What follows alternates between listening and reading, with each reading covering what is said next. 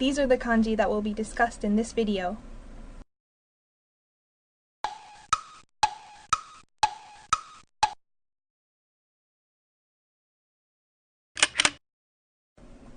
The kanji toku. In the oracle bone style, it had an eye with a straight line above it and the right half of a crossroad, which means to go. When a gyoninben from a crossroad applies on a person, it means to conduct oneself, or act.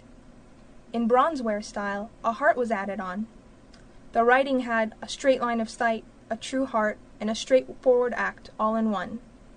It meant virtue and personal grace. To write the kanji toku, you write the gyoninben, a short kanji ju, a sideways eye, and the kanji kokoro, heart. This kanji means virtue. There are no kunyomi. The onyomi toku is in dotoku-tekina, moral, and tokuyohin, economical merchandise, usually in bulk.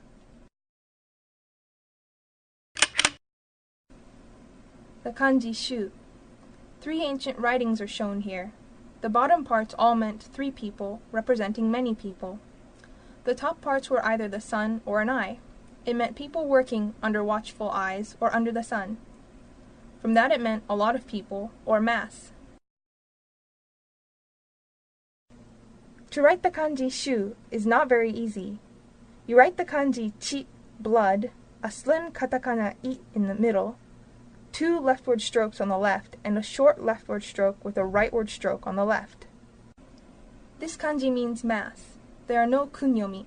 The 2 onyomi are shu and shu, as in taishu bunka, popular culture, and gunshu, crowd or throng.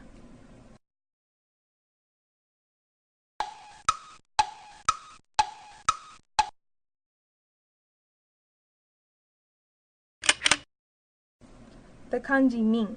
The origin of this kanji is a gruesome one. The 2 bronzeware writings had an eye at the top and a needle piercing the eye, representing the blinding of a slave. It meant that people without the ability to see would follow the orders of their leader blindly. So, originally, this kanji referred to people who were ruled over. Then it later came to be used to just mean people. To write the kanji min, tami, write a narrow katakana ko, a vertical line that goes up, a horizontal line, and a slanted stroke which goes up. The kanji min now means people, civil, or non-governmental. Its kunyomi tami by itself is a word for people. The onyomi min is in kokumin, meaning people, minshushugi, meaning democracy, and minkan, non-governmental.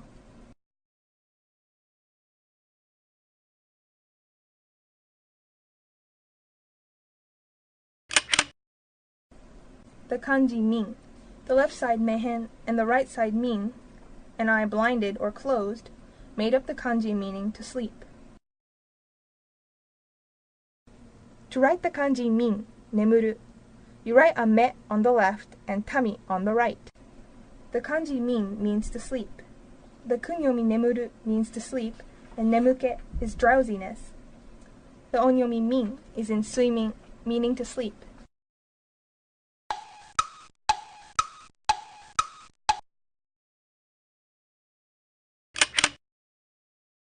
The kanji mimi.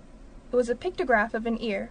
These ancient writings shown here also tell us that there were a number of different shapes to represent an ear.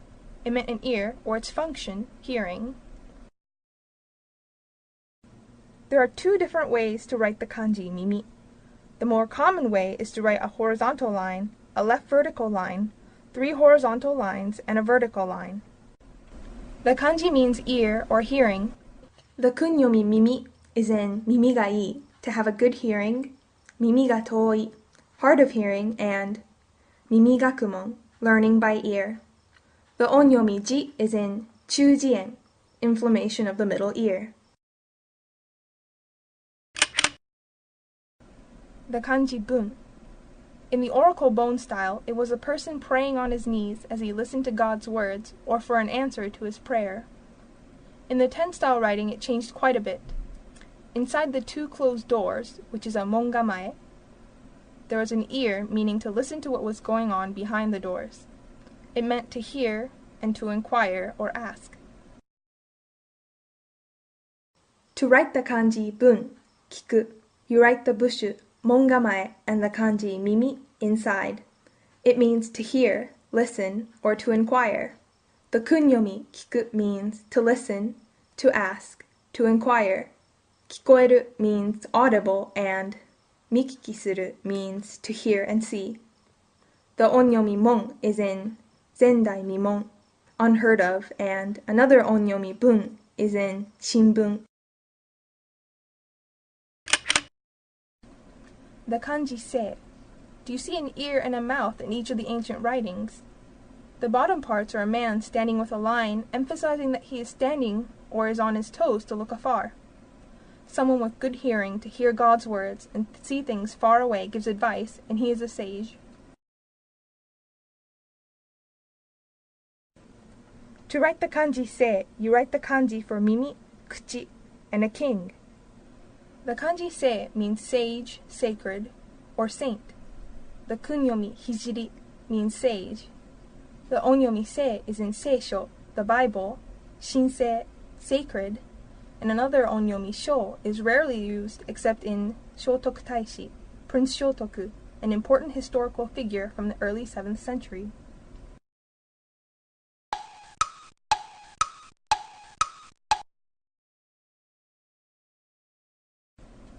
The kanji toru. The left side was a mimihen, ear, and the right side was a hand. There are two plausible interpretations. Grabbing an animal by the ear gives you good control over it. Also in battle, a fallen enemy's ear was cut off as proof of victory and placed on an altar table ceremoniously, another gruesome kanji origin. It means to take. To write the kanji shu, toru, you write the kanji mimi, ear, and the bushu yo, or mata, hand. Now the kanji toru dropped its gruesome history and means to take or grab. The kunyomi toru is in uketoru, to receive, and tedori, take home pay.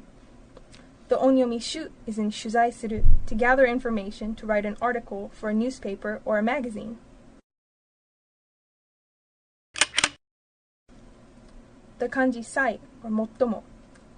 In ten style, the top part was a warrior's helmet that signified to attack, and inside was the image of a hand grabbing an ear. A great feat in a battle came to mean the most. To write the kanji sai, or mottomo, you write the kanji hi, the sun, except it is wider, and the kanji toru, to take. This kanji means the most. The kunyomi mottomo means the most, and another kunyomi mo is in moyori no, the closest. The onyomi sai is used in saikin, recently, and saidai, the largest. These are the kanji we have studied in this video.